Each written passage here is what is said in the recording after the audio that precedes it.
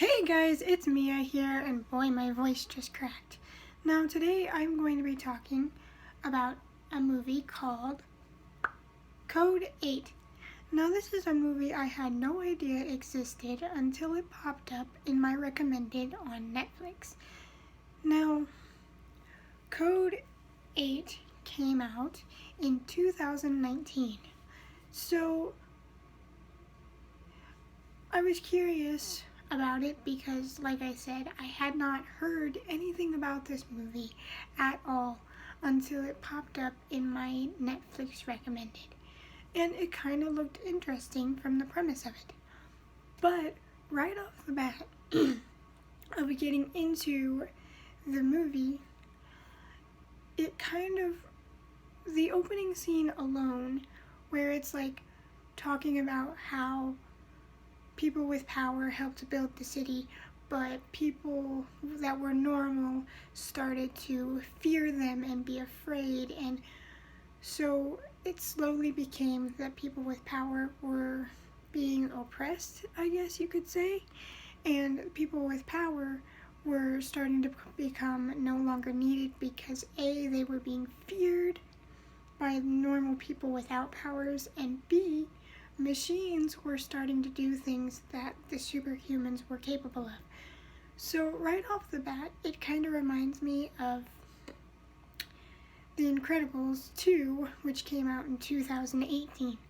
So not only does the opening scene alone make me think of The Incredibles 2, but the movie kind of reminds me of a mix between Tracers with Taylor Lautner that came out in 2015, because it's about this guy named Connor who is down on his luck. His dad died, and he's trying to help his mom bring in money for the household, but she has a hard time getting a job as well because both of them have powers. So people with powers are kind of being shoved down in the background like they don't exist. So it's hard for both of them to find a job and to keep themselves supported.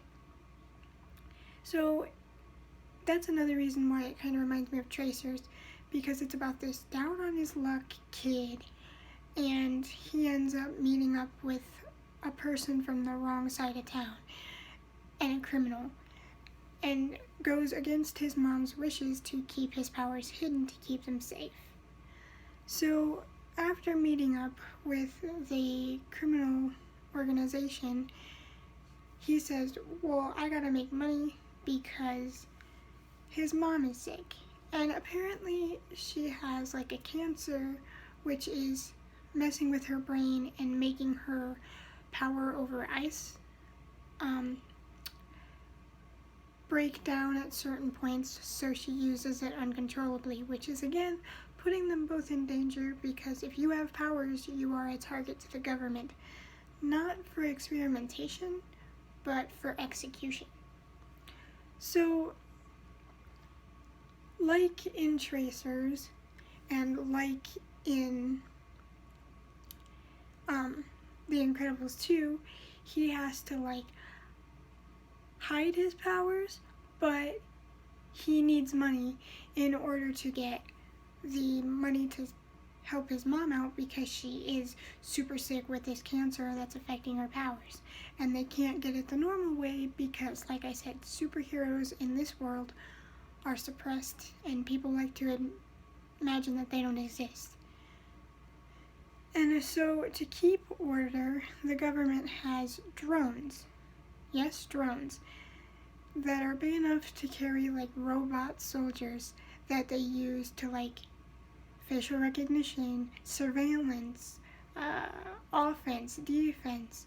They use these robots and the technology that is more advanced in order to keep the people with power suppressed.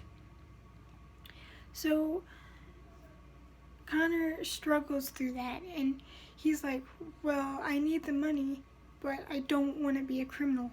I don't have a choice but I can try to do this without hurting anyone.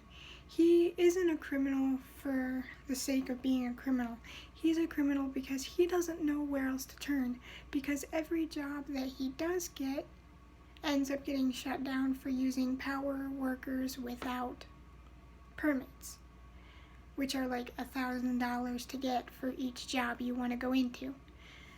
So he really doesn't feel like he has a choice for anything. And so he gets mixed up with the wrong side of town and starts doing jobs for them. And what he does for them is he's a level 5 electric. And that's actually a high level because it goes from 1 to 5. So his power is power over electricity. So they start testing him. Like, they make him short an electric fence once, and he just touches it with his bare hands and surges himself, and the fence like sputters out. So he's basically like an EMP to them because he can shut down electrical equipment with electrical surges. So that's why they decided to recruit him, because they needed an electric in order to do some of the jobs that they do, which includes robbing banks and stuff like that. And there's also like this drug going around that is literally made from the spinal fluid of a powered human, a person with power.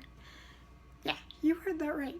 They are using this drug from the body of a human being from their spinal fluid. Ugh.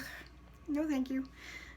That's gotta be a type of cannibalism or something, and to get high off of it is just not okay.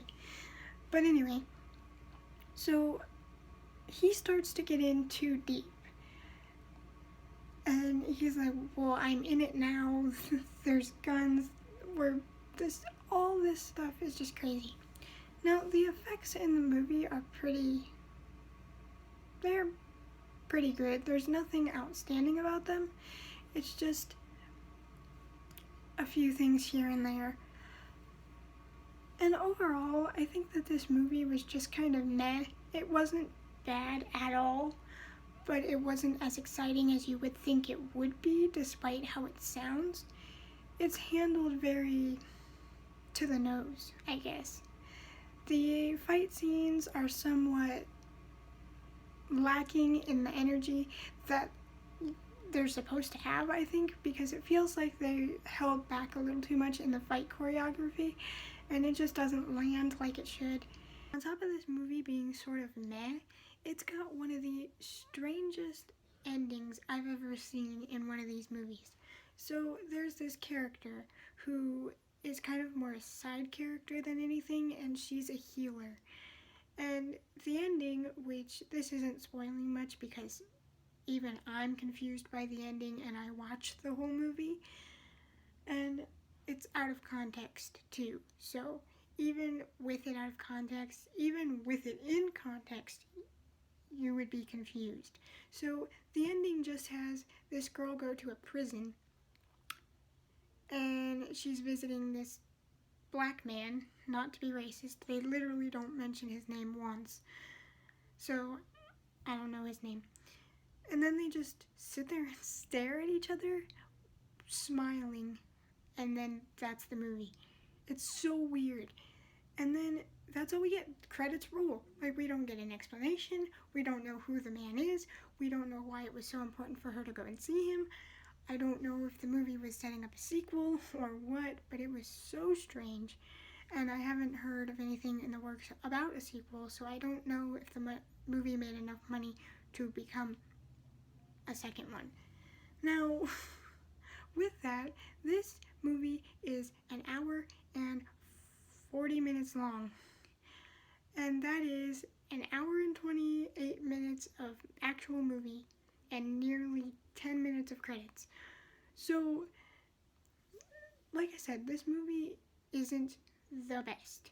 It's more kind of meh. It's a story we've heard before. It's like The Incredibles, like Tracers, like all those sort of movies where humans are suppressing people with powers and the person is down on their luck and has to fight back in order to get somewhere in life. So it's a predictable story and with decent effects, and the acting is okay. And it's even got the leader of the people from the wrong side of town is Arrow from the Arrowverse, so that kind of threw me off. So this was an okay movie. Will I watch it again? Yeah, sure.